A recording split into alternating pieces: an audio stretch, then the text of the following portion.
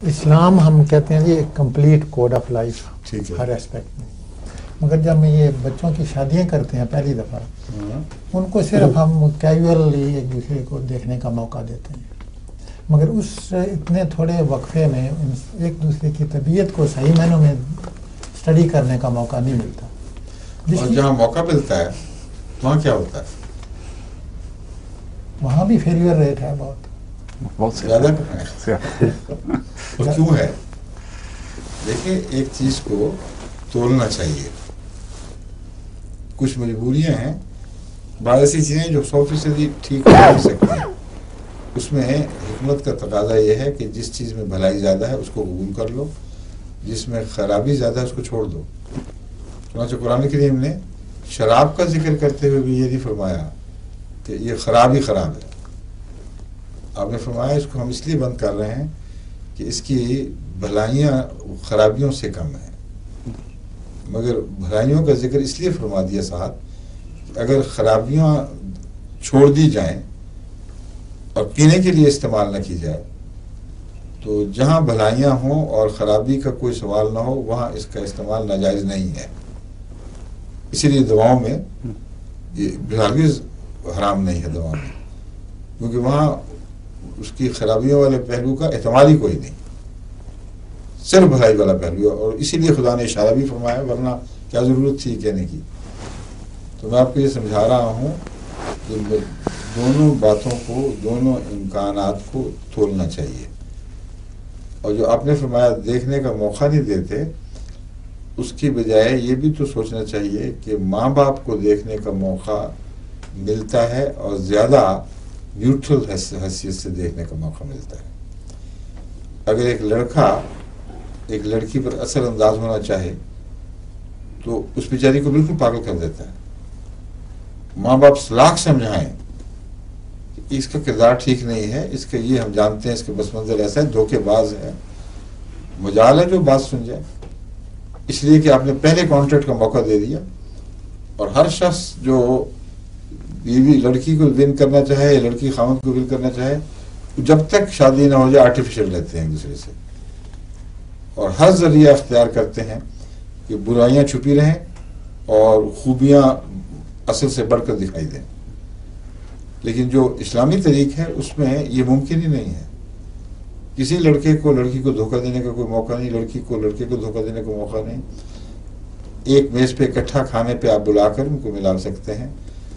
خاندانی شادیوں کا جو مسئلہ ہے یہ اس کو بہت حد تک یہ بھی حل کرتا ہے، ایک خاندان میں، ورنہ انگریزوں یا عیسائیوں میں یا دوسرے مذاہب میں قریبی رشتہ داروں میں شادی ہو ہی نہیں سکتی، اس لیے ان کے لیے اور بھی مشکل بن گئی ہے۔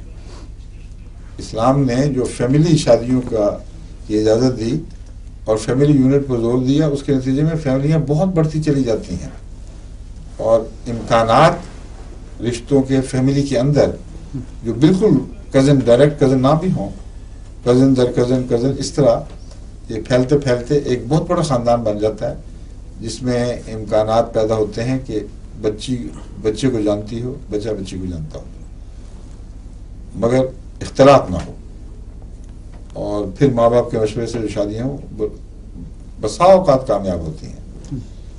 اگر کمزوریاں ہیں تو اس میں انسان ان لوگوں کی کمزوریاں ہیں جنہوں نے شادیاں کی ہیں۔ یہ لوگ سمجھتے ہیں کہ یہ جو آرگنائز میرج ہے اس کے نظام میں نقص ہے، اس کے نظام میں نقص نہیں۔ ہر نظام صالح بھی ہو، اگر نظام چلانے والے غیر صالح ہوں تو نتیجہ غیر صالح ہوگا۔ کھانا اچھا ہو، کھانے والے بیوقوف ہو، حد سے زیادہ کھا جائے یا گندا کھانا کھائے تو اس میں بیمار ہونے ہوا، لیکن کھانے کی ذات کے نظام میں جو خدا نے پیدا کرنے کا نظام، اس کو پیدا کرنے کا نظام بنایا ہے، اس سے بیماری نہیں پھیلتی، انسانی نیگلیکٹ سے پھیلتی۔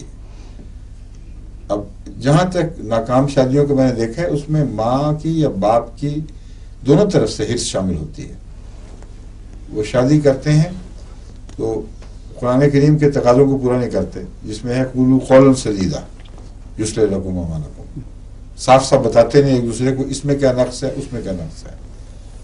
اور پھر بعضوں نے یہ معیار بنایا ہوا ہے کہ کمانے والی لڑکی ملے۔ اب اس میں شادی کے ٹوٹنے میں یا شادی کی خرابیوں میں اسلامی نظام کا کیا قصور ہے؟ اسلام نے تو یہ معیار رکھا ہی نہیں. اسلام نے فرمایا دینداری کو دیکھو، دوسری کفر دیکھو. اب یہ دونوں باتیں نظر انداز کر کے تجارت بنا لیا جائے شادی کو، یا انگلستان سیٹل ہونے کا ذریعہ بنا لیا جائے، یا اور ایسے اپنے ذاتی مفادات حل کرنے کے لیے شادی کو استعمال کیا جائے، تو یہ کہنا کہ یہ آرگنائز میرج ہونے کی خرابی بالکل غلط بات ہے. کوئی بھی تعلق نہیں اس کا اس کے ساتھ. ایسی شادیاں اس کے بغیر بھی ہوتی ہیں جہاں اپنے مقاصد حل کرنے کے لیے، جہاں بچیاں آزادی سے ملتی ہیں، بسا اوقات ان کو پکڑ لیتے ہیں لڑکے، ان سے اپنا مقصد حاصل کیا، بعد میں ان کو پتہ چلا کہ یہ تو بڑی خبیث چیز تھی، اور ہوتی پھرتی ہے ساری زندگی ان کی برباد ہو جاتی ہے. تو نقصانات تو دونوں جگہ ہو سکتے ہیں. ایک جگہ نظام کا نقصان ہے، نظام ہی ناقص ہے. لڑکے لڑکی کو ملنے دیں گے تو حد سے تجاوز کریں گے، حیائیں اٹھتی جائیں گی، اور کئی قسم کی خرابیاں پیدا ہوں گی. ایک نظام کا نقص نہیں ہے. نظام چلانے والا اگر غیر محتاط ہوگا تو ضرور نقصان پہنچے گا، مگر اس کو احتیاطیں سب بتا دی گئی ہیں. سمجھے؟ جی. فرمائیے.